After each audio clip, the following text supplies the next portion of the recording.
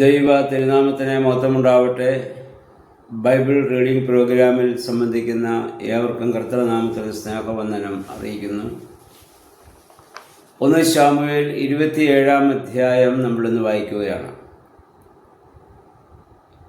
ശൗല് ദാവീദിനെ കൊല്ലാൻ വേണ്ടി അവനെ പിന്തുടരുന്നു.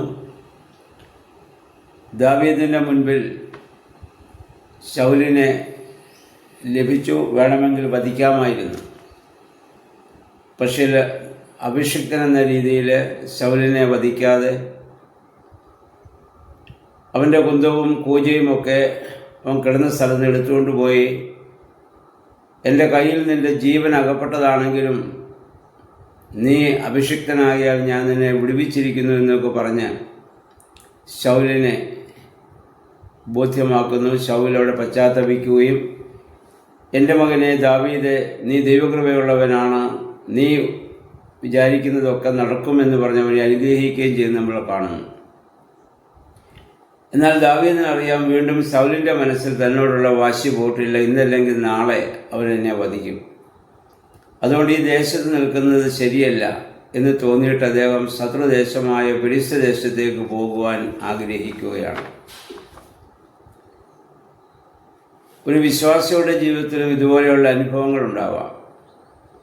ഒന്നിനു പിറകെ ഒന്നായി ഓരോ ദുരന്തങ്ങളെയും പ്രയാസങ്ങളെയും പ്രതിസന്ധികളെയും തരണം ചെയ്യേണ്ടി വരുമ്പോൾ നമ്മെ സംരക്ഷിക്കേണ്ട ബന്ധുക്കളും മിത്രങ്ങളൊക്കെ നമ്മെ കൈയൊഴിയുമ്പോൾ, അവർ നമുക്ക് ശത്രുക്കളായി തീരുമ്പോൾ അതിനേക്കാൾ ഭേദം ശത്രുവാണെന്നുള്ള ബോധ്യത്തോടെ സ്വന്തം ദേശം വിട്ടു പോകുവാൻ നമ്മളും ആഗ്രഹിച്ചിട്ടുണ്ടാവും. അങ്ങനെ ആഗ്രഹിക്കുക സ്വാഭാവികമാണ്. അങ്ങനെയുള്ള ക്രൂശിൻ്റെ വഴികളിലൂടെ നമ്മളൊക്കെ സഞ്ചരിച്ചിട്ടുള്ളവരാണ്. ഇവിടെ ദാവീദിൻ്റെ ജീവിതത്തിലും സംഭവിക്കുന്ന അതുതന്നെയാണ്. തനിക്ക് സംരക്ഷണം നൽകേണ്ട ഇസ്രായേൽ തന്നെ സംരക്ഷിക്കാതെ രാജാവായ ശൗൽ തന്നെ വധിക്കാൻ വേണ്ടി താൻ ഒരു ദ്രോഹവും ചെയ്യാതിരുന്നിട്ടും തന്നെ വധിക്കാൻ വേണ്ടി ശ്രമിക്കുന്നു എന്നുള്ളതാണ്. അങ്ങനെ ദാവീദ് ഗത്ത് ദേശത്ത്, ഫെലിസ്ത്യ ദേശത്ത് ആക്കീസ് രാജാവിൻ്റെ അടുക്കൽ ഓടിച്ചെല്ലുകയാണ്. ഇതിനു മുമ്പ് 21 അധ്യായം നമ്മൾ വായിച്ചപ്പോൾ നമ്മൾ കണ്ടതാണ്. ഈ ആക്കീസ് രാജാവിൻ്റെ അടുക്കൽ ഒരു പ്രാവശ്യം പ്രാണരക്ഷാർത്ഥം ഓടിച്ചെന്ന് ശൗലിനെ ഭയപ്പെട്ട അവിടുത്തെ ആളുകൾ ദാവീദിനെ മനസ്സിലാക്കി നമ്മുടെ ഗോലിയാത്തിനെ കൊന്നവനാണ് ഇവൻ. അന്ന് സ്ത്രീകൾ അവനെക്കുറിച്ച് പാടി, ശൗൽ 1000 കൊന്നു, ദാവീദ് 10,000 കൊന്നു എന്ന് പറഞ്ഞ്. അങ്ങനെ പിടിക്കപ്പെട്ട രാജകൊട്ടാരത്തിൽ ചെന്നവൻ രാജാവിൽ നിന്ന് രക്ഷപ്പെടാൻ വേണ്ടി അന്ന് ബുദ്ധിഭ്രമം നടിച്ച കാര്യം 21 അധ്യായം നമ്മൾ വായിച്ചതാണ്. കട്ടളപ്പടിമേൽ അവൻ വരച്ചുകൊണ്ട് നിൽക്കുകയും താടിയിലൂടെ തുപ്പലൊലിപ്പിക്കുകയും ചെയ്ത്, ഈ ദേശത്തെ ഭ്രാന്തന്മാരുടെ കുറവില്ല, ഇവരെ പുറത്താക്കുവിനെന്ന് പറഞ്ഞ ആക്കീസ് രാജാവ് വന്ന് അവനെ അവിടുന്ന് പുറത്താക്കി കളഞ്ഞ്. അങ്ങനെ ദാവീദ് രക്ഷപ്പെട്ടു പോയതും ആ സമയത്ത് പാടിയതായ സങ്കീർത്തനമാണ് 34 സങ്കീർത്തനം എന്നൊക്കെ നമ്മൾ നേരത്തെ ചിന്തിച്ചതാണ്. ആ രാജാവിൻ്റെ അടുത്ത് തന്നെയാണ് അദ്ദേഹം വീണ്ടും ചെല്ലുന്നത്. ആക്കീസ് രാജാവ് അവനെ സ്വീകരിക്കുന്നു. കാരണം ശൗൽ ആണ് തൻ്റെ ശത്രു. ഇസ്രായേലിൻ്റെ രാജാവ് ദാവീദ് ഒരു ശത്രുവല്ല. അന്നത്തെ സാഹചര്യത്തിൽ അവൻ ഗോലിയാത്തിനെ കൊന്നുവെന്ന് മാത്രം. തന്നെയല്ല, അവൻ അഭിഷിക്തനാണെന്നും അവൻ വലിയ വീര്യപ്രവൃത്തികൾ ചെയ്യുന്നവനാണെന്നും അവനെ തനിക്ക് ഉപയോഗിക്കാമെന്നുള്ള ഒരു ഉദ്ദേശവും കൂടി ആയിരിക്കണം. കാരണം അവൻ ശൗലിന് ഇത് ശത്രുവാണല്ലോ, അല്ലെങ്കിൽ ശൗലിൻ്റെ ശത്രുവാണല്ലോ. അതുകൊണ്ട് തനിക്ക് ശൗലിനെതിരായിട്ട് അവനെ ഉപയോഗിക്കാമെന്നുള്ള ബോധ്യത്തോടെ ആയിരിക്കണം ആക്കീസ് രാജാവ് ദാവീദിനെ സന്തോഷത്തോടെ സ്വീകരിക്കുന്നു. ദാവീദ് കുടുംബസഹിതം, അദ്ദേഹത്തിന് 2 ഭാര്യമാരാണല്ലോ ഉള്ളത്. ഇസ്രായേൽക്കാരി അഹിനോവാമ, അതുപോലെ തന്നെ നാബാലിൻ്റെ വിധവയായി താൻ പിന്നീട് സ്വീകരിച്ച അബിഗായിൽ. അവരെ 2 പേരെയും കൊണ്ട് അവിടെ ചെന്ന് താമസിക്കുന്നു. രാജാവ് അവർ താമസിക്കുവാൻ തക്കവണ്ണം രാജകൊട്ടാരത്തിനടുത്ത് നല്ല പട്ടണങ്ങളും പ്രദേശങ്ങളൊക്കെ കൊടുത്തു. കുറച്ച് നാൾ താമസിച്ചപ്പോൾ ദാവീദ് പറഞ്ഞു, അവിടെ നിന്ന് തനിക്ക് മാറി താമസിക്കണം. ഒരു ഗ്രാമപ്രദേശത്തേക്ക് അദ്ദേഹം വേറിട്ട് പോയി. ദാവീദ് ആക്കീസ് രാജാവ് അദ്ദേഹത്തിൻ്റെ ആഗ്രഹപ്രകാരം അത് അനുവദിച്ചു. അങ്ങനെ ദാവീദ് അവിടെ പോയി പാർത്തു. അവിടെ പാർത്തുകൊണ്ട് രാജാവിനെതിരായി പ്രവർത്തിക്കാൻ സാധ്യതയുള്ള പ്രഭുക്കന്മാരെയൊക്കെ അദ്ദേഹം അവിടെ നിന്ന് വധിച്ചു കളഞ്ഞു. അതൊക്കെ ആക്കീസ് രാജാവ് അറിഞ്ഞു. അപ്പം അതൊക്കെ ആക്കീസ് രാജാവിന് ദാവീദിനോടുള്ള താല്പര്യം കൂടുവാൻ കാരണമായി തീർന്നു. അവൻ ഒറ്റയ്ക്ക് ഇങ്ങനെ പല വീര്യപ്രവർത്തികൾ ചെയ്യുന്നതുകൊണ്ട് തനിക്ക് ഇവനെ ഉപയോഗിക്കാം.